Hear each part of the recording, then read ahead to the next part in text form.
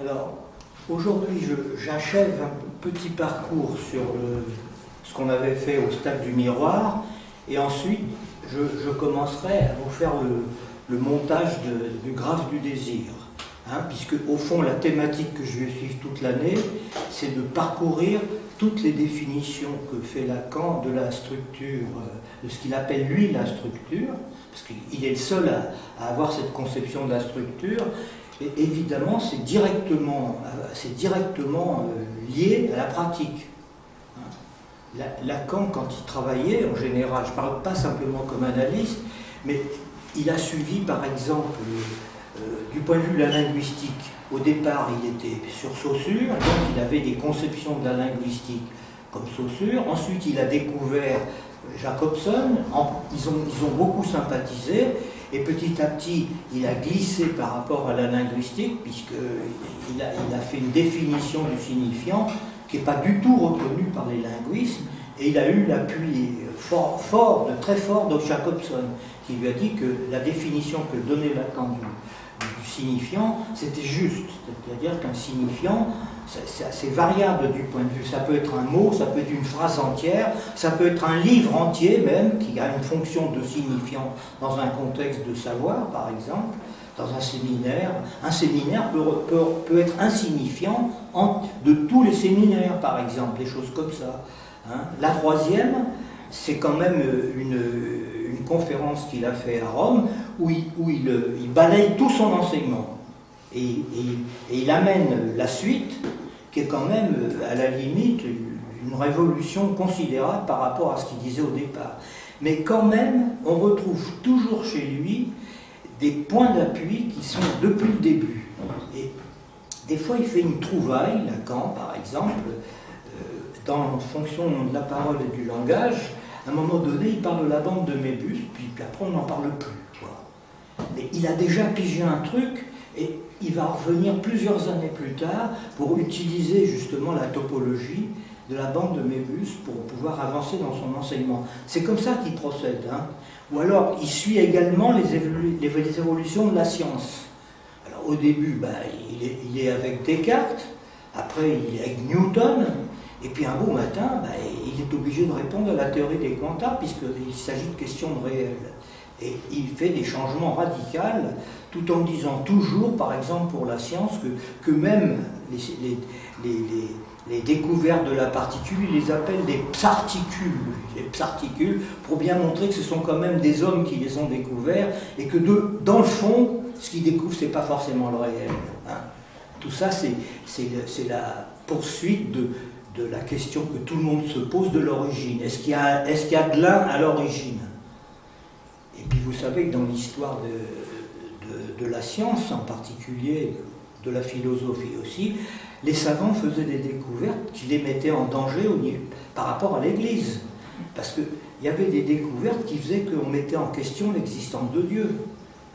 Même Newton, avec son histoire de la gravitation, il a eu des problèmes. On lui a dit, dites donc, là, ça va pas votre truc, on va vous mettre au bûcher. Il y en a eu qui sont passés au bûcher comme ça à l'époque. Et puis au Moyen-Âge, alors c'est des questions de logique aussi. Au Moyen-Âge, on ne s'en rend pas compte, maintenant les gens ne font plus jamais de logique, parce que c'est une science qu'on nous a enseignée qui est bête à l'université, alors que c'est passionnant autrement. C'est pareil, au Moyen-Âge, les gens ils s'entretuaient pour des problèmes de logique. Est-ce que le Dieu Trine, par exemple, est-ce que le Dieu Trine, il est borroméen ou pas ? C'est une question qui s'est posée déjà avec Saint-Augustin et Saint-Thomas, ils avaient deux conceptions. C'est-à-dire que le Père et le Fils sont liés ensemble, ça c'est clair, puisque le Christ est le Fils de Dieu, direct, et c'est un Dieu lui-même aussi. Et donc, est-ce qu'ils sont noués par le Saint-Esprit? Alors je crois que ça c'est la thèse de Saint-Augustin, et je ne me souviens plus très bien, et là, ou bien est-ce qu'ils sont liés en le Saint-Esprit? Et c'est donc une autre version de la Trinité qui ont été des questions cruciales. Et la conclusion quand même, c'est de dire qu'au fond, la Sainte Trinité chrétienne, elle n'est pas borroméenne. Le Dieu n'est pas borroméen, ça c'est clair. Par contre, l'être humain est un être un être trinaire, enfin, il est borroméen. Nous sommes des sujets borroméens. Alors, tout ça, petit à petit, je vais le développer, mais je vais repartir de notre schéma du miroir. Voilà. Donc, vous vous souvenez, j'avais la petite machine que j'avais faite il y a longtemps, je l'avais à la main, puis elle est tombée dans la rue, elle s'est cassée, donc je la ramènerai la prochaine fois pour que vous puissiez la manier, parce que le gros truc, je ne pouvais plus le trimballer, c'est trop lourd. Alors, rappelez-vous qu'on avait beaucoup développé cette question-là, hein, et je vous avais rappelé comment, dans le miroir concave, la réflexion se fait de telle sorte que l'objet qui est en dessous, là, va passer au-dessus, mais que la gauche et la droite seront toujours les mêmes. Alors que dans le miroir plan, quand vous vous regardez dans un miroir, votre main droite devient la main gauche de votre image, et la main droite et la main gauche de votre droite. Alors que dans un miroir concave, vous vous voyez à l'envers, de toute façon, et bien votre main droite restera la main droite, et il y a autour de cette question de l'image, ça c'est des schémas de médecins, ça c'est pas forcément, c'est pas Lacan qui les a petit à petit les a mis en place, mais en médecine c'est comme ça qu'on raisonne. Vous avez montré ça avec l'homoncule, hein, rappelez-vous, où ils installent sur le cortex, là, ils installent des organes, les mains, la tête. Il y avait cette espèce de monstre dont je vous avais dit que c'est comme ça que les médecins nous voyaient quand on allait les voir. Voilà. Donc, à partir de ce schéma, il y a une schématisation, c'est-à-dire une élaboration théorique d'une structure qui est à 4 termes, que vous voyez ici. Hein, vous voyez ici. Je vais m'asseoir pour ne pas gêner. Voilà, il y a 4 termes.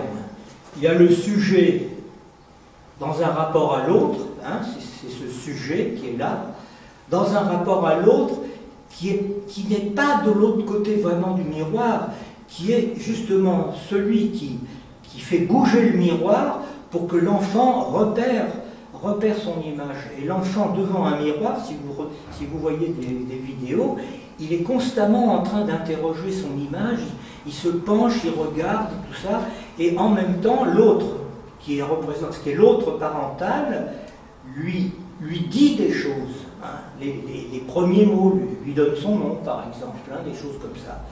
Et puis, donc, dans le schéma, le sujet qui est ici, il a un rapport avec l'autre, mais dans le sens qu'il reçoit de l'autre, comme le dit Lacan, son message sous une forme inversée. Hein. Quand on lui dit tuer, il faut qu'il fasse tuer, vous voyez déjà en français ce que ça signifie, déjà. Hein. Tuer, il faut que l'enfant puisse dire je suis. Hein. Il faut qu'il apprenne ça petit à petit. Donc dans le miroir, quand il se voit les premières fois, il est très intéressé, ça dure en général de 4 mois à 18 mois, c'est les chiffres, et en fait, c'est pas vrai, tout se règle à partir du 6e mois, et l'intérêt pour le miroir pour l'enfant tombe comme un fait de structure. Un beau matin, il dit basta, quoi. Même s'il continue à se regarder dans le miroir, mais c'est fini, la période de jubilation. Donc vous avez ces 4 termes, voilà, ici que qu'est-ce que c'est, je passe au bon temps. Lui comme sujet. Alors je vous signale qu'au départ, si vous regardez les premiers textes de Lacan, le sujet chez lui, il n'est pas divisé, hein, c'est encore une conception du sujet comme un individu. Or cette histoire du sujet comme un individu, il va le réintroduire 20 ans plus tard, dans le séminaire encore, quand il va rappeler, au fond, le parlette, c'est l'individu. Qui est identique au sujet du signifiant. Donc c'est des opérations difficiles à comprendre. Hein. Et ça, jamais personne ne l'a perçu.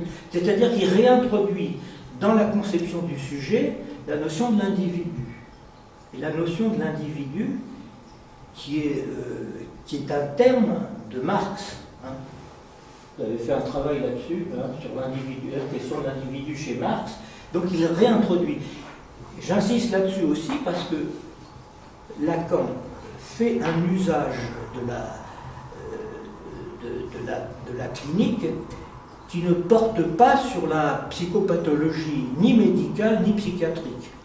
Le symptôme pour lui, c'est une définition qu'il trouve chez Marx, c'est le signe de quelque chose qui ne va pas dans le réel. Et il gardera toujours cette ligne-là. Hein. Il ne dira pas les gens sont... Donc pour lui, d'être un sujet névrosé, pervers ou psychotique, c'est un choix à l'origine de l'enfant, c'est-à-dire l'enfant accepte les signifiants qui lui viennent de l'autre, il les assimile pour lui, pour des raisons qu'on ignore d'ailleurs, parce qu'on ne sait pas très bien comment se fait ce choix, mais le choix de sa structure subjective pour le sujet humain, c'est toujours un choix décidé. Hein. Ça va décider du sort de l'enfant dans les années suivantes, définitivement, c'est un choix. Un choix, et c'est pour ça qu'on parle d'éthique en psychanalyse, un choix de désir. Alors, vous voyez, là-bas, sur ce petit schéma, là, marqué là-bas, je vais laisser les caméras se tourner, vous les voyez, hein. Il écrit donc le sujet, ensuite il écrit S, comme ça, ensuite c'est ce sujet qui est écrit comme ça, et ensuite il va l'écrire comme le sujet barré, vous voyez. Mais c'est pas tout de suite. Là, dans la période où on en est de l'étude, c'est pas encore fait ça. Mais c'est simplement que du schéma du miroir, on passe à la construction du schéma L, là, que vous voyez, où on a le sujet dans un rapport avec l'image dans le miroir qui est là, l'autre se place à ce niveau-là pour l'instant, et puis le sujet, il est en rapport avec l'autre du signifiant, qui lui signifie sa place de sujet. Et en même temps, son moi à lui, dans le miroir, moi je suis comme cette image, vous voyez ce que se dit l'enfant. C'est moi qui suis. Mais quand il dit c'est moi, il a ça comme appui, c'est plutôt fragile par rapport à ce qu'il ressent lui comme... voilà. Alors, donc on a quatre termes, voilà, quatre termes qui sont là très importants, qui sont dans une inscription qui est orientée, comme ça, et c'est la structure quadripartite qu'on va retrouver. Tout, le chiffre 4, chez Lacan, c'est le chiffre de la structure. Toujours, il y a les quatre termes qui vont changer petit à petit et qui vont s'organiser, mais c'est une structure quadripartite. C'est comme ça qu'il l'a définie par rapport au réel et à l'imaginaire, sa structure. Et vous voyez que ça participe toujours de la fonction de l'imaginaire organisé par la parole de l'autre. Le sujet reçoit de l'autre son message sous une forme inversée. Tu es cela, et l'autre il doit dire je suis cela. Il y a des enfants qui refusent, ils n'acceptent pas ça, ça donne ce qu'on appelle maintenant dans la clinique l'autisme. Les enfants qui ne veulent absolument pas rentrer dans l'ordre symbolique. Il y a une forte fusion massive, bien plus élevée que celle de la psychose qui est plutôt partielle. Alors, de ce schéma-là, elle, vous voyez, c'est déjà une mathématisation de ce qu'on avait vu ici, puisque là, je vous avais parlé des expériences sensorielles, du désir de la mère et du désir du père, qui ont comme produit ce bouquet de fleurs. C'est joli de dire que les fleurs du désir, c'est plutôt sympathique. Les fleurs du désir, et le corps qui vient, comme je vous l'avais montré la dernière fois, se constituer, puisqu'il était en dessous, le corps, voilà, et ça devient ici un corps qui intègre le désir des signifiants, enfin les signifiants qui lui sont attribués. Voilà. Alors, maintenant, là je ne vais pas le détailler tout de suite, celui-là, parce qu'il est trop compliqué. De celui-ci, le schéma L, on passe à celui-ci. Mais quand même, vous pouvez quand même voir les éléments. Hein. L'autre, c'est ce qu'on appelle nous le grand autre, c'est quoi? C'est l'étranger, c'est quoi? C'est le lieu des signifiants. C'est le lieu du trésor des signifiants. C'est-à-dire qu'on a à notre disposition un trésor de signifiants qui va nous constituer comme sujet. Alors, je ne détaille pas ça parce que c'est trop compliqué pour l'instant. Je vais laisser comme ça en place. Simplement que vous voyez ce schéma, on le retrouvera plus tard. Hein, parce qu'il va falloir que je le déploie pour que vous pigiez ce qui se passe. C'est-à-dire que vous voyez au niveau de l'autre, il le définit comme sujet, mais en même temps, le sujet, quand il entend ça, il se retrouve dans une position qui s'appelle le moi, ou l'idéal du moi. C'est-à-dire qu'il accepte les insignes que l'autre lui donne. Tu es un garçon, tu es une fille, tu t'appelles comme ça, c'est l'idéal du moi. Et de l'autre côté, c'est son image virtuelle, ça. Le moi narcissique qui en fait est un truc qui ne tient pas la route, puisque vous savez que ça c'est une image virtuelle. Quand vous voyez du miroir, j'ai mis un œil ici, il n'est pas bien fait d'ailleurs, c'est l'œil qui regarde, eh ben, dans le miroir, il se voit d'une façon virtuelle. Et donc, effectivement, c'est une image qui n'est pas très consistante et qui peut changer au moindre mouvement du miroir. Le miroir étant entendu que c'est le lieu de l'autre qui dépend des signifiants. Si on vous répond des choses désagréables, votre image se brouille, vous êtes malheureux, ou si au contraire on vous dit des choses agréables, ben vous pouvez être, comme on dit, narcissisé et heureux d'être ce que vous êtes. Voilà. Alors voilà, j'ai fait ce parcours. Je vais maintenant commencer une autre étape. Là, ça ne veut pas dire qu'on oubliera ça, on reviendra dessus. Je vais commencer à monter ce qu'on appelle le graphe du désir, et ce que signifie le désir chez Lacan, qui est quand même pas du tout une question d'envie, qui est autre chose. Alors, le départ de Lacan, c'est un départ très particulier, parce que c'est toujours comme ça qu'il fait Lacan. Il va nous dire que la seule chose que sait faire l'homme, c'est de chasser. Donc, il prend comme exemple le chasseur qui va comparer à l'animal sauvage. Alors, le chasseur, c'est une société où il y avait des chasseurs, ils parcouraient les pays, ils allaient chasser le gibier avec des risques, il y avait des rituels, il y avait des identifications à l'animal chassé, il y avait toute une série de trucs, et c'était apparemment une période très féconde, alors que quand les agriculteurs sont venus, ça a changé radicalement les choses, parce que petit à petit, les tribus se sont installées, ils ont cultivé des champs, ils ont pompé l'eau, ils ont pompé les rivières, ils ont fait tout ce qui s'est dénaturé comme ça, et puis il y a eu une prolifération du point de vue de la démographie qui aboutit à ce qu'on voit aujourd'hui. On voit aujourd'hui qu'il n'y a pas assez à manger pour tout le monde. Il y a des populations entières qui crèvent de faim, alors qu'il y avait une auto dans les sociétés tribales, et en particulier chez les chasseurs. Il en existe encore des gens comme ça en Amazonie. Ils vivent que de la chasse et des choses ou de la pêche. Et il y a une autorégulation de la démographie familiale, alors que chez nous, c'est devenu une espèce de truc gigantesque, on ne sait pas du tout où ça va aller, jusqu'à l'épuisement total de toutes nos... C'est pas sûr, remarquez, moi je suis moins pessimiste que ça.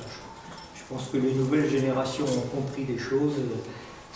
Lacan était plutôt pessimiste, mais enfin bon, il pensait que... Bon, voilà, je laisse ça comme ça, je vais arriver. Alors donc, c'est le schéma, on part du schéma de la pulsion, que je vais écrire là-dessus. Alors,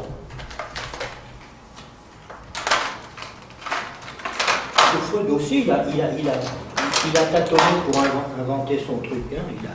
Il a fallu qu'il observe les choses. Le schéma de la pulsion, vous savez que la pulsion, elle a sa source dans l'organisme, sur le corps. Elle a un trajet, c'est-à-dire qu'elle s'avance, c'est comme quand on a faim, on cherche un objet, elle contourne l'objet et elle revient sur elle-même. Alors voilà le schéma de la pulsion chez Freud. Ici vous avez la source corporelle, ce qu'on appelle la zone érogène.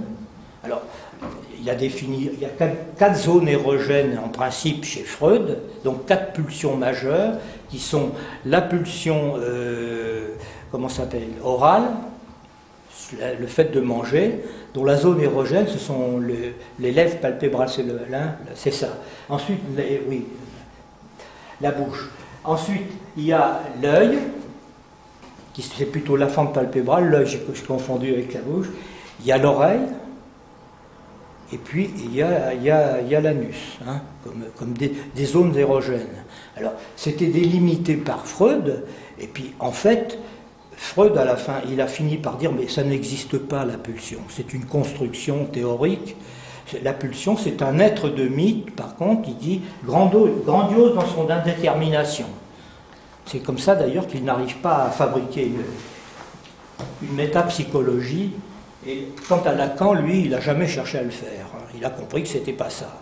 Et Lacan va faire pareil dans sa démarche. Il va faire une définition très précise dans les 4 concepts de la psychanalyse de la pulsion.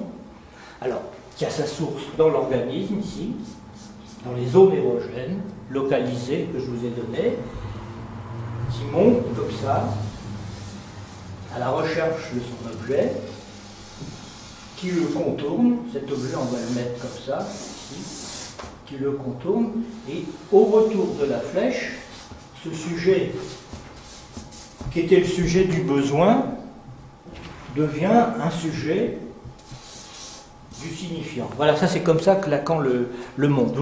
Ça vous le pigez, ça c'est facile à piger. Hein. Donc la source, la poussée, qui est constante, alors puisque la poussée est constante, ça ne peut pas être un phénomène physiologique. Hein, parce que justement, dans le corps, il y a des alternances pour la digestion, pour des choses comme ça. On voit bien que c'est une construction de mythe, ça, c'est-à-dire une tentative de donner une structure à un phénomène observable. Hein. Et puis, donc, la source, la poussée, qui est constante, ce qui annule la dimension physiologique de la chose. Le but c'est quoi? C'est pas d'arriver ici, le but c'est de trouver une satisfaction. Puis enfin, le final comme ça. Alors, ça c'est le départ, voilà le départ du graphe du désir de Lacan, mais il va nous parler du chasseur. Le fameux chasseur qui part à la chasse et qui cherche du gibier, parce que c'est un sujet du besoin. Voilà, il l'écrit comme ça au départ. Hein. Au départ de la flèche, c'est comme ça. C'est un sujet du besoin, et il va rencontrer, on va prendre l'animal d'abord, l'animal qui va à la chasse. L'animal part à la chasse. Nous, c'est l'homme comme animal. Hein. Il va rencontrer un certain nombre de traces. Voilà. Il y a des traces. L'animal part à la chasse et il trouve des traces. Et tous les animaux, d'après les observations que l'on fait, quand ils repèrent les traces d'une de leurs proies futures, ils vont pas du côté où elle s'en va, parce qu'elle est dangereuse pour lui, elles vont plutôt à l'origine, elles vont chercher où est le nid, pour pouvoir lui bouffer ses petits. Hein. Elle ne va pas s'affronter à la bestiole qui peut, un ours ou un autre animal dangereux, ou même un cerf par rapport pour un renard, des choses comme ça. Il va aller à la source. Il se dirigera comme ça. Et qu'est-ce qu'il va faire l'homme, lui, dans tout ça, lui? Alors l'homme, il trouve ces traces comme ça, et ben lui, il a plutôt tendance pas à revenir, et pas à aller par là. Il va aller dans le sens d'aller chercher du côté où ça va. Hein. Il trouve des traces, et Lacan les définit, justement, ces traces, lui, il les définit comme des traces signifiantes. C'est-à-dire la rencontre dans le réel d'une chaîne signifiante. Hein. Comme on a fait l'enchaînement des schémas, là je vous fais faire la même chose, c'est-à-dire que chacun des schémas, vous pouvez les prendre comme des images, mais de signifiants, petit à petit, on fait une trace et on va suivre le parcours totalement. Et bien entendu, qu'est-ce qui se passe pour le sujet qui rencontre une trace? S'il se dirige par là, il en subit des effets de retour qu'il ignore, qui reviennent ici en arrière et qui le situe par rapport au trajet même de sa pulsion. Hein. Il va être défini comme ça. Il va devenir, alors à cette place, on va loger maintenant petit à petit les choses. Ça se voit ou pas? Ça se voit sur les... Oui, oui. Je gêne pas là trop. On va l'appeler le grand autre. Voilà, c'est le grand autre. le grand autre, lieu du trésor des signifiants. Vous comprenez ça, hein, ça? Le lieu du grand autre. Et fait retour en arrière une signification. C'est pour ça qu'on écrit ici S de grand A. Autrement dit, ce sujet du besoin rencontre le signifiant et il est signifié à une place, on lui signifie une place, qui dépend des signifiants qui antécèdent sa venue au monde. Hein? Vous voyez ça? Vous comprenez ça? C'est facile à saisir. Hein? Et puis, à l'aboutissement de la flèche, puisque dans la pulsion au départ, il n'y a pas de sujet, à l'arrivée de la flèche, il y a un sujet divisé par le signifiant qui se produit. Hein? Voilà le passage de l'organique, des choses comme ça, à la dimension signifiante. Ça, c'est le premier étage du graphe du désir.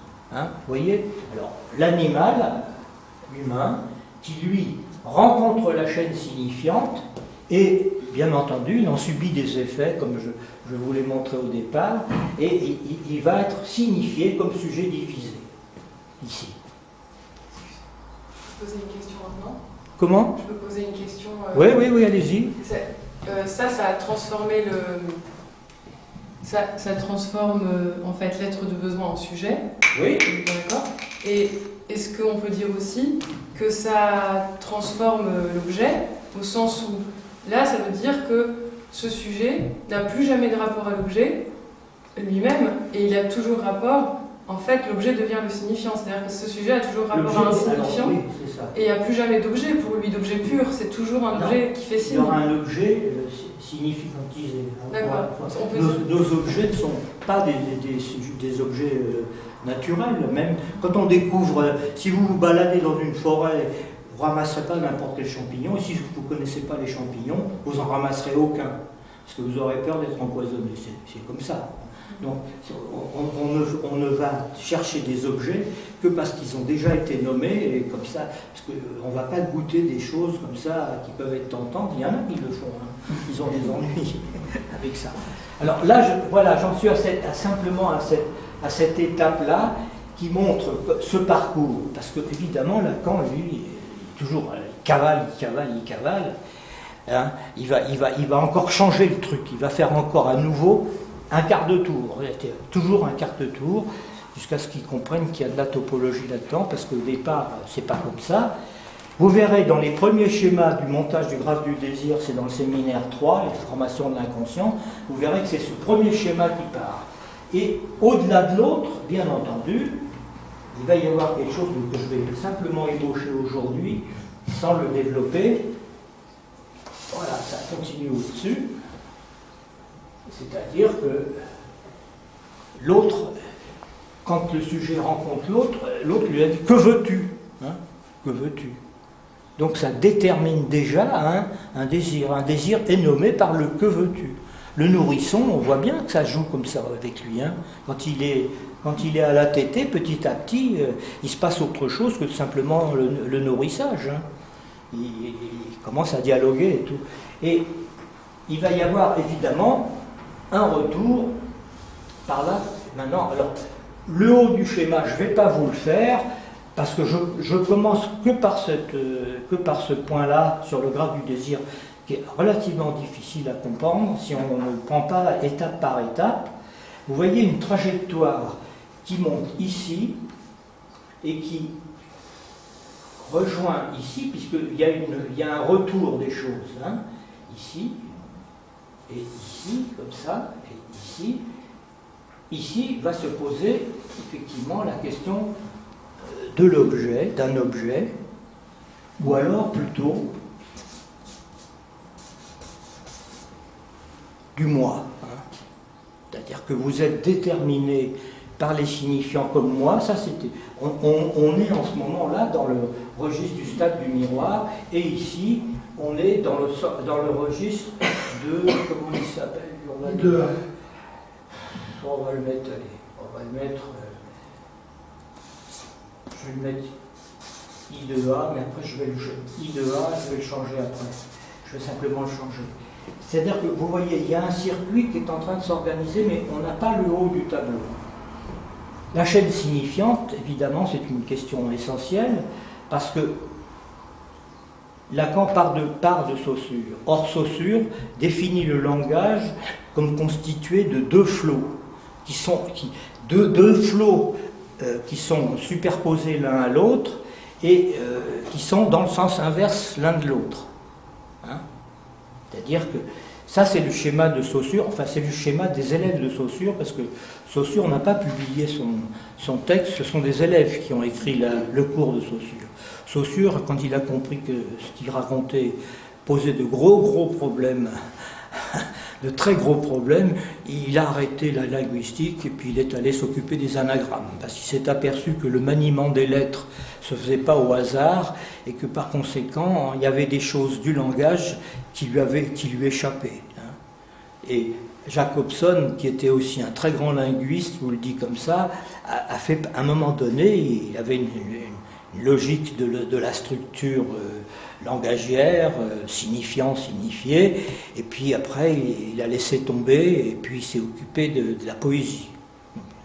Il a laissé tomber parce qu'il s'apercevait que leur conception du langage avait quelque chose qui ne collait pas. Enfin, c'est comme ça que ça procède, hein, le savoir. Hein. Et Lacan, lui, il était là en train de ramer tant qu'il pouvait pour définir les choses. Alors, ça voilà la première partie du schéma. Je ne sais pas si je vais aller au-delà, et je me demande si je n'ai pas fait une petite erreur que je vais voir si je corrige, parce que je ne connais pas tout par cœur quand même. Non, c'est bien, c'est ça. C'est bien, c'est ça.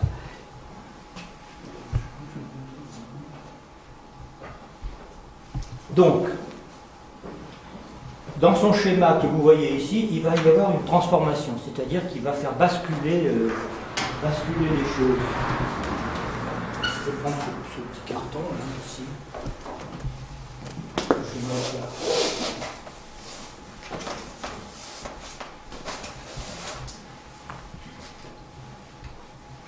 Oui, alors.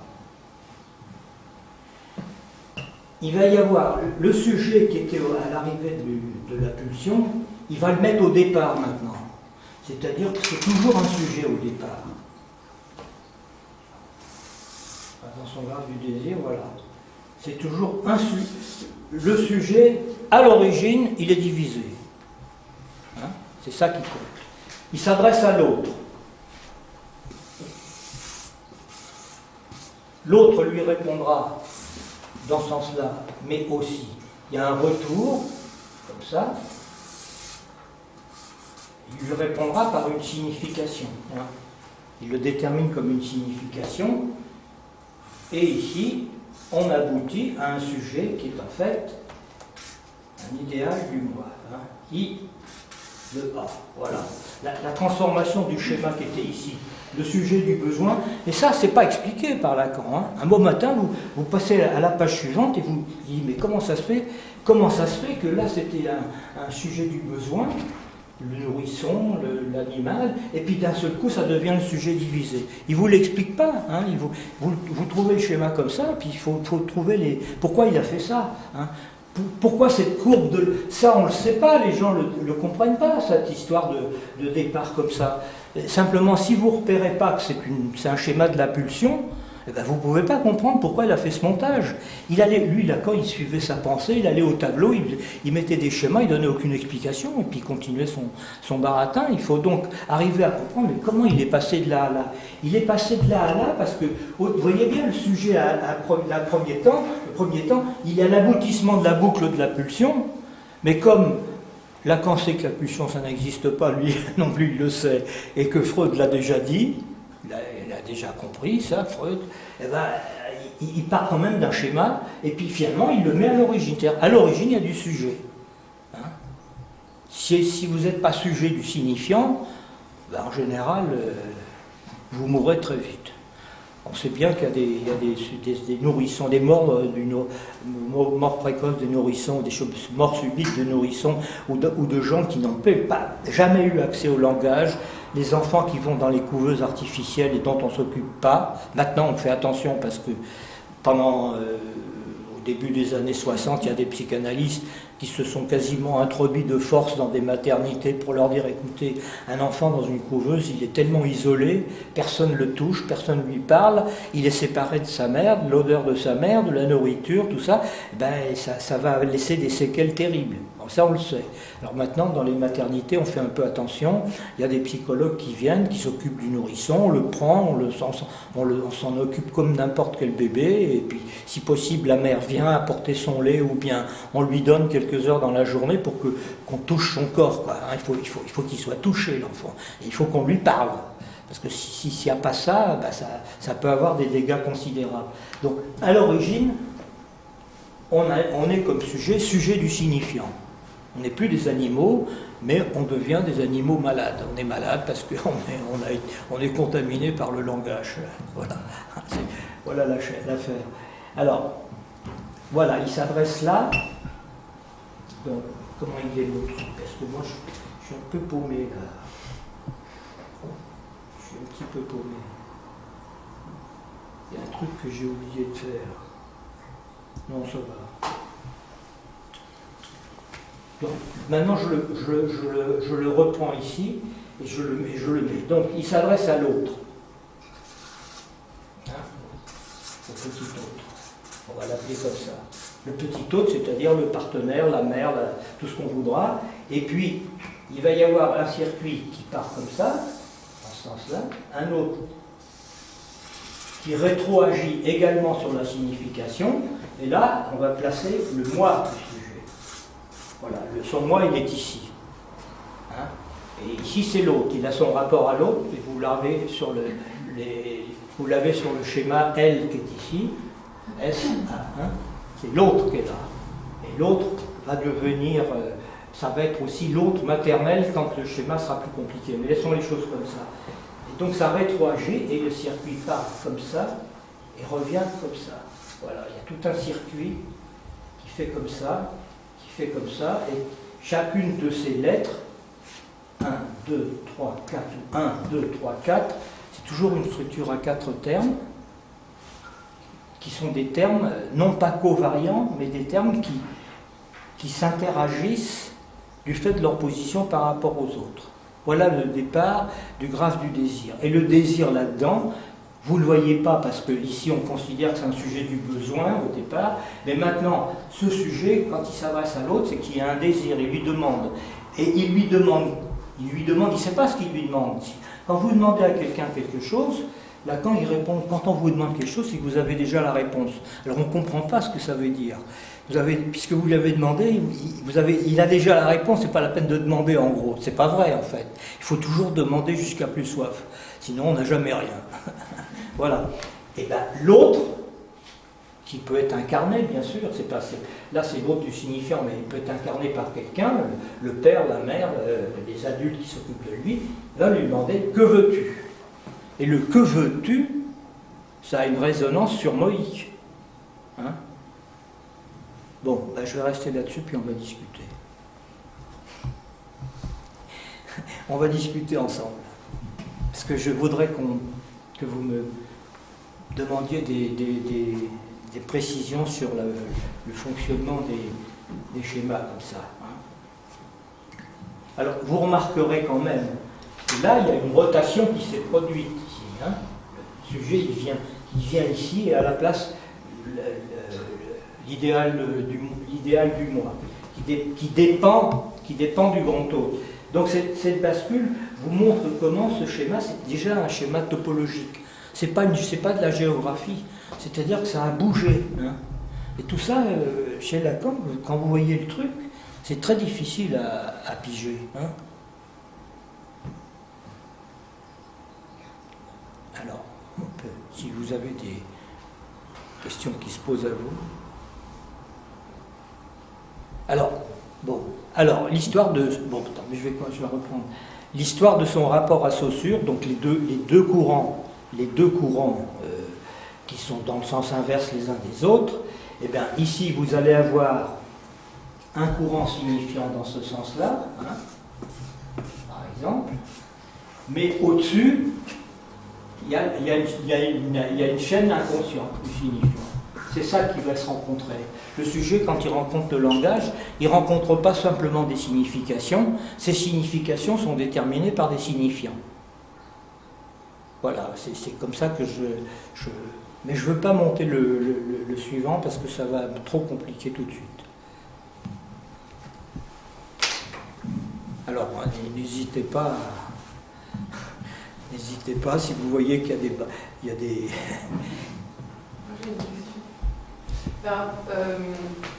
C'est pas forcément que sur ce schéma-là, mais là, puisqu'on voit que le sujet, c'est un des termes de la structure, oui. C'est une question que je me pose depuis assez longtemps, c'est le sujet, il est dans la structure, un sujet, il est dans sa structure ou il est sa structure? Alors, c'est toute la question.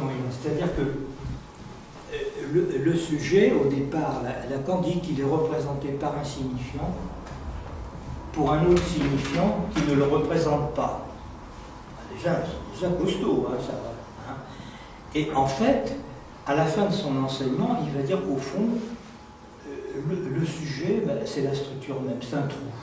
Hein. À la fin, c'est un trou. Moi, je ne veux pas aller si vite que ça. Alors, le sujet, puisque vous me posez la question, c'est cette définition que je ne peux pas démontrer aujourd'hui, puisque je ne la fais pas aujourd'hui, je pourrais le faire.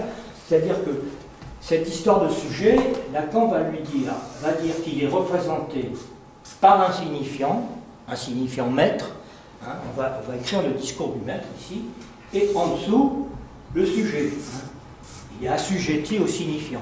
C'est-à-dire qu'il est représenté par un sujet, par un signifiant, donc il est figé par le signifiant maître. Voilà, hein, il est figé. Auprès d'un autre signifiant, qu'il appelle le S2, qui ne le représente pas. C'est-à-dire que toute prise du sujet dans le signifiant produit un effet, justement, qui s'appelle un produit, une perte, qui va devenir ce qu'il appellera, lui, l'objet petit a. Hein.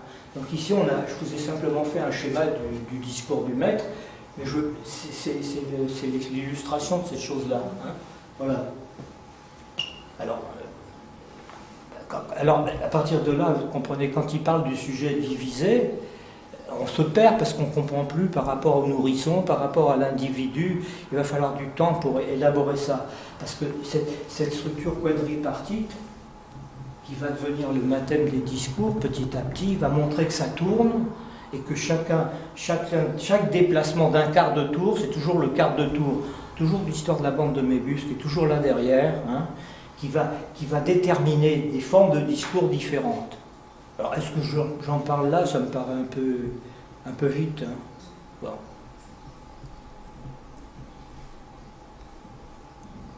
Voilà. Un sujet, le sujet est représenté par un signifiant pour un autre signifiant qui ne le représente pas. Donc, il se fige en signifiant, il est identique au signifiant qui le détermine. On pourrait dire, par exemple, le nom propre, encore que le nom propre, c'est particulier par rapport aux autres signifiants. Hein, puisque ça s'appelle un nom propre, il a une autre fonction que d'être un simple signifiant. On ne manie pas le nom propre des gens comme ça, mais enfin bon, c'est quelque chose de cet ordre-là qui fonctionne. Et sous la chaîne, donc, Lacan va développer toute sa théorie des chaînes signifiantes. Et qu'est-ce qu'il y a en dessous?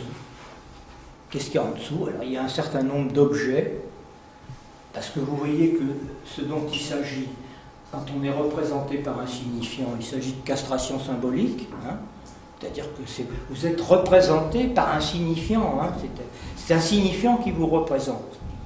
Dans la vie, il faut montrer vos signifiants, sinon, si vous dites non, c'est moi, et on ne vous croit pas, hein. On vous dit, mais non, c'est pas vous, il faut prouver que vous avez... Quel est votre code, votre mot de passe, et votre mail, votre email, et tout, hein, c'est quand même ça le truc. Hein. C'est-à-dire qu'on n'est pas reconnu du tout.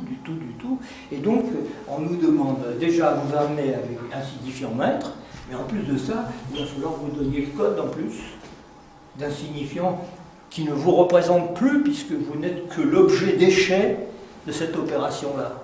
Vous savez bien que c'est ça qu'on éprouve quand on s'adresse aux différents sites où on vous demande de s'inscrire. On vous demande quel est votre numéro, quel est votre adresse email et votre code. Votre code, vous ne le savez jamais. Enfin, moi, je ne le sais jamais, je me trompe tout le temps. Hein. Et vous apercevez que vous êtes en prise avec le discours du maître qui vous anéantit complètement. Parce que ça va être plus compliqué que ça, parce que le discours du maître, encore, il vous donne des ordres. Donc, fais ci, fais ça, ça va, c'est pas mal. On a quelqu'un qui vous dit, il faut faire ça, il faut faire ça, c'est ça, il ne faut pas le faire, tout ça. Mais quand vous avez affaire à un discours qui ne s'occupe plus de ça et qui vous fait faire n'importe quoi, vous êtes très malheureux. Hein. C'est le discours capitaliste qui vous demande absolument n'importe quoi. Vous donnez même presque votre code de carte bleue, hein. Il ne faut pas oublier ça. Hein. Quand vous achetez un objet, vous mettez votre code et puis le petit machin qui est derrière, là, hein, comment on appelle ça, les cryptogrammes. Hein, il vous demande, quand on commence à vous demander le cryptogramme, il faut faire gaffe. Hein. Bon, hein, parce qu'avec votre carte bleue, il y a des gens qui achètent des objets à Dubaï maintenant. Hein. C'est bien connu. Bon, voilà. Je vais en rester là parce que cette première partie vient directement du stade du miroir, est pure, si vous voulez, du stade du miroir, qui est parti de l'observation du nourrisson. On a mis dessus une élaboration théorique, c'est-à-dire sur cette observation physiologique ou physique qu'on peut faire, il suffit d'aller sur Internet, vous avez plein de vidéos de stade du miroir, hein. Il y en a des extraordinaires, hein. On en trouve plein. Et puis vous verrez qu'un animal devant un miroir, il ne réagit pas de la même façon, hein. Pas du tout, du tout, du tout. Son image ne l'intéresse pas. Hein. Il a peur, ou bien les chats, il paraît, enfin si c'est les chats devant les matchs de foot, il paraît qu'ils essayent de griffer l'écran parce qu'ils ne comprennent pas ce qui se passe derrière. Je ne sais même pas s'ils voient une image d'ailleurs. On ne sait pas ce que voient les animaux, hein. On ne sait pas vraiment, hein, on ne sait pas très bien. Ils n'ont peut-être pas la conception que nous avons des objets du tout. Hein. Ils ont l'odorat, ils ont d'autres propriétés. Donc voilà, je commence comme ça, et puis petit à petit je ferai le montage total pour vous expliquer pourquoi. En fait, il y a la chaîne du dessous, mais il y a une chaîne au-dessus, hein, c'est-à-dire que c'est le signifiant sur le signifié. Alors ça, c'est aussi un sacré problème de savoir qu'est-ce que c'est que le signifié chez Lacan par rapport au signifiant. On arrive à se repérer, puisque le signifiant, on peut les compter, 1, 2, 3, 4, 5, 6, 7, on peut les compter, il y en a une série, et puis le signifié, c'est quoi? Alors le signifié, c'est par exemple, je vais vous le dire tout de suite, il y a le sujet, d'abord, ça, c'est à signifier. Il y a le manque phallique, il y a l'objet petit a, il y a le désir. Voilà, ce sont je vous les décomposerai. Vous voyez qu'il y a 4 trucs qui sont dans la chaîne comme signifiés, que l'on appelle être le réel. Ces 4 lettres vous expliquent pourquoi on parle du complexe de castration. Les effets du signifiant sur le sujet pur, s'il existe, il n'existe pas bien sûr, c'est des effets de castration symbolique, c'est-à-dire d'assujettissement au signifiant, et s'il y a tous ces objets qui ont des définitions différentes, c'est ça le complexe de castration. Ça ne veut pas dire qu'on est complexé par la castration, contrairement à ce que les gens s'imaginent, c'est que c'est complexe. C'est que ces objets, chacun de ces petits machins, ces petits bouts, c'est des petits bouts de réel, sont hétéroclites les uns aux autres. Alors comment ça fonctionne, ça c'est difficile à déterminer. Voilà comment il faut prendre les choses. C'est facile de les écrire, mais en même temps ça vous montre comment on peut lire autrement la chose. Complexe de castration, bah oui, c'est complexe. Il y a plein d'objets différents. Faites-nous la différence entre le sujet divisé, l'objet petit a, le désir, et le phallus qui manque. Vous voyez ce que je veux dire? C'est ça qui rend compliqué les choses. Qui fait qu'on parle d'un complexe. Comment dire un complexe? Comment tu commentes le manque phallique là? Hein? Comment tu commentes le manque phallique là, qui est sous le A ou... Sur le stade du miroir, comment le définir? Il est déjà dans le schéma, c'est-à-dire que l'enfant, il sait bien qu'il lui manque quelque chose. Il est dépendant, il est complètement dépendant de l'adulte qui s'occupe de lui. Donc c'est ça un premier effet de perception de ce que pourrait être la castration pour un sujet. C'est-à-dire qu'il est complètement dépendant de l'autre. Ah, voilà.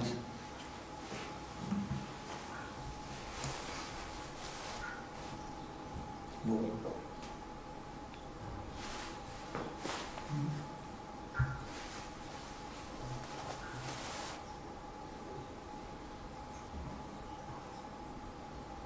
Bon, est-ce que ça vous a un petit peu parlé ou bien ça vous paraît très compliqué? Il faut en passer par là. En fait, c'est pas si difficile que ça. Hein. Il faut accepter. Alors c'est ça. Moi, je vois les gens qui critiquent Lacan ne se rendent pas compte que c'est une procédure logique. Il est logique. Il avance pas à pas, lui. Il est très prudent. Il avance un petit truc, il revient, il avance comme ça petit à petit. Et puis, il avance en fonction de ce qu'il apprend, lui. D'abord comme analyste, bien sûr, mais aussi de ce qu'il apprend de ce que font les autres. De ce que font les savants, de ce que font les philosophes, les peintres, tout ça. Il va chercher des traits comme ça pour pouvoir avancer, pour justifier que ce qu'il raconte, c'est pas entièrement déconnant, quoi. Hein. Puis il est drôle en plus. Alors.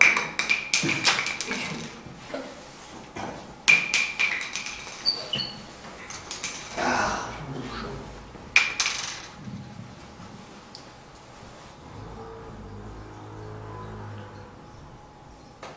alors vous voyez comment la structure se complique là déjà. Hein. Vous pouvez réexpliquer une dernière fois le schéma L? Ben, c'est ce qu'il appelle le schéma L, Ouais. qui va se compliquer en schéma R en plus. Alors vous voyez, c'est celui-là. Voilà. Celui-là, il est avant celui-là. Mais ça, je ne vais pas foncer tout de suite pour vous le dire, parce que sinon on va se paumer. Contentons-nous pour l'instant de ce petit schéma qui est déjà relativement utile. Hein. Voilà. Non mais le réexpliquer. Il faut que je le réexplique? Ah, il faut que je le réexplique. Bon. Le L. Ah, le schéma L, il l'a appelé le schéma L. C'est comme ça. Hein? Ben, il l'a appelé le schéma L, je ne sais pas pourquoi. Et l'autre, il l'a appelé le schéma R. Alors que... C'est comme ça qu'il l'a appelé, le schéma L. Pourquoi? Qu'est-ce qu'il faut que je fasse alors? Réexpliquer le circuit. Ben, vous voyez bien que c'est une... Vous voyez bien que par rapport à cette espèce de truc que j'ai dessiné, ça devient ça un algorithme, ça devient déjà une mathématisation, une schématisation. Hein. C'est ça que ça veut dire tout simplement. C'est-à-dire que le sujet, au départ, je suis obligé de faire le cortex, je suis obligé de parler que c'est l'œil qui regarde, que c'est un individu qui est dans cette position et qui regarde les images du monde.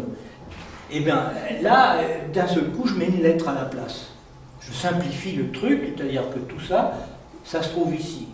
Et puis, de l'autre côté, ben, l'autre où on a les fleurs virtuelles avec les inversions qui se sont produites, le sujet est divisé, mais il y a l'autre, c'est son image virtuelle qu'il voit dans le miroir. Donc, c'est une mathématisation, une première lettre là, qui va devenir ici d'ailleurs, après. Parce que dans les premiers séminaires, il n'y a pas le sujet divisé. Ça aussi, on est paumé. Hein. Bon, je n'écris plus ce truc-là. Voilà. C'est-à-dire qu'il va l'appeler comme ça d'abord au départ, ensuite comme ça, et ensuite comme ça, au fur et à mesure où on se déplace. Et ça, il ne donne pas d'explication. Ça apparaît dans les schémas, et tout le monde se dit, mais comment ça se fait que c'est comme ça? Alors là, vous avez le schéma de sujet divisé, il est déjà divisé à l'origine, donc le nourrisson lui-même est déjà un sujet divisé. Il rentre dans le langage, pas par apprentissage. Alors ça c'est très important parce qu'il n'apprend pas le nourrisson, il est dans un bain de langage, voilà. Il s'imprègne de la langue et petit à petit, il se met à apprendre à parler, à faire des coupures. Il fait pas, au début c'est la lalation, puis après, petit à petit ça prend tournure. Il faut qu'il y ait des coupures pour que ça prenne du sens. du sens insensé le plus souvent d'ailleurs, c'est ce qui est encore plus compliqué. Et puis petit à petit, donc il devient un sujet assujetti. Ça c'est le sujet assujetti, le sujet divisé, il est assujetti. Voilà, ça, il faut le dire comme ça. Je crois que c'est comme ça. Et donc, il a affaire à l'autre, c'est-à-dire le partenaire, qui peut être effectivement n'importe quelle personne, la nourrice, la mère et tout, mais en même temps, l'autre, quelque part, a un rapport directement avec les signifiants, disons, familiaux, quoi, comme on peut rappeler ça, ou de la région, ou des coutumes, des choses comme ça. Un certain nombre de signifiants qui vont être renvoyés à l'enfant, qui va être confronté à la nécessité d'intégrer les signifiants de sa contrée, par exemple, de la langue. D'abord, il y a la vraie langue maternelle, c'est la langue qui parle de la nation. Ensuite, ça devient la langue, l'idiome de la contrée, par exemple. Et puis ensuite, quand il va aller à l'école, parce que là, ça va comme ça, mais à l'école, il va falloir qu'il apprenne la grammaire, l'orthographe, le vocabulaire, un certain nombre d'opérations qui vont lui permettre de rentrer dans la langue de son pays, ou dans la langue de sa contrée. Donc la langue maternelle, la nation, la langue maternelle, la vraie langue maternelle, c'est celle qui s'élabore entre lui et sa mère, par la nation. Ensuite, ça va devenir l'idiome de son village, et ensuite ça va devenir la langue de son pays, et puis voilà.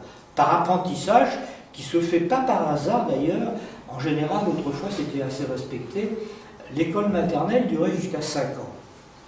C'est-à-dire que Dolto était très féroce là-dessus, elle disait qu'il ne faut pas apprendre aux enfants, il ne faut pas leur apprendre à lire et à écrire avant, sauf s'il le fait lui-même spontanément. Si l'enfant se met lui-même à étudier et à lire, on peut l'encourager, mais il ne faut pas imposer aux autres enfants, comme c'est en train de se produire dans les écoles maternelles. On est en train de vouloir leur faire apprendre à lire et à écrire, alors que c'est une opération très traumatisante, ça. Vous le savez bien, non? C'est traumatisant. Moi, je sais que c'est très traumatisant. C'était très traumatisant pour moi. Hein? Et puis, donc, cet autre-là, qui va être la figure du futur partenaire ou de la partenaire. En gros, pour un garçon, les femmes qu'il va choisir, elles vont ressembler à sa mère un peu, pas trop, mais c'est catastrophique, c'est comme ça. C'est vrai que c'est un peu comme ça quand même. Hein. Et puis ensuite, évidemment, l'autre devient, en fait, est un représentant de l'autre, de la langue, bien sûr, qui va rétroagir et agir à nouveau sur l'enfant, et ce circuit va fonctionner comme ça. Hein. Et il n'y a pas de retour, vous voyez, comme ça. C'est toujours un circuit qui est comme ça, et puis en fait on peut passer de là à là quand même. Voilà. Parce que ça, vous le verrez dans les graphes des discours. L'autre, et puis effectivement, son moi qui se détermine ici, que j'ai écrit là-bas, son moi qui est en fait son idéal du moi. Voilà, c'est comme ça que tu dois être. C'est pas le surmoi, hein. C'est comme ça que tu devrais être. Hein. Tu as dans ta famille des gens qui étaient médecins, qui étaient agrégés, qui étaient peintres, enfin tu as des ancêtres. Voilà, toi tu dois t'inscrire dans cette tradition-là, et on te dira, ah oui, tu es comme ton oncle, tu fais comme ton grand-oncle, comme ton grand-père maternel, des choses comme ça, et c'est ça que tu dois réaliser dans la vie, l'idéal du moi. On n'est pas toujours d'accord avec ça, mais c'est comme ça. C'est pour ça que je l'ai mis là-bas dans le schéma du graphe du désir, qui permet de le trouver, tandis que là, on ne peut pas le développer encore. Hein. Vraiment, là, on est tout à fait au départ du truc. Vous voyez bien que ça, c'est une relation imaginaire sur le stade du miroir, ça, vous voyez bien? Entre le A ici, des bouquets de fleurs là-haut, là, et celles qui sont là, vous voyez? On voit bien que c'est la relation imaginaire. Alors là, c'est plus difficile à comprendre, ça. Je ne le ferai pas tout de suite. Et la relation imaginaire, et ça, c'est les relations directes avec ces différentes instances. C'est ce que Lacan appelle le sujet tiré à 4 épingles. Voilà, il l'appelle comme ça. Le sujet tiré à 4 épingles. Conforme à... Quand il manque un truc, hein, ça va mal. Hein. Il peut manquer un peut manquer quelque chose. Hein. Mais c'est quoi la flèche du bas alors? La quoi? La flèche du bas qui va du grand autre au moins. Ben, elle va du moi ici, sur ce schéma-là ici, mais là-bas, ça va aller sur l'idéal du moi. C'est-à-dire que le grand autre va avoir va amener des signifiants qui vont déterminer l'idéal du moi, qui n'est pas tout à fait le moi. Le moi est un peu différent. C'est-à-dire que le moi est entre le surmoi et l'idéal du moi. Alors, le surmoi, c'est une instance terrible, parce que c'est plus vous cédez au surmoi, plus il vous en demande. Alors que l'idéal du moi, c'est apaisant, un petit peu. On a des réalisations possibles qui peuvent quand même laisser respirer. Voilà. Tout ça, ça va jouer petit à petit, mais je le développerai plus tard. Parce que sinon...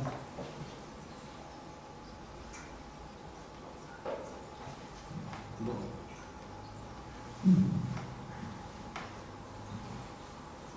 On s'arrête? On s'arrête? Hein? La prochaine date? Hein? La prochaine date, c'est le 16 décembre.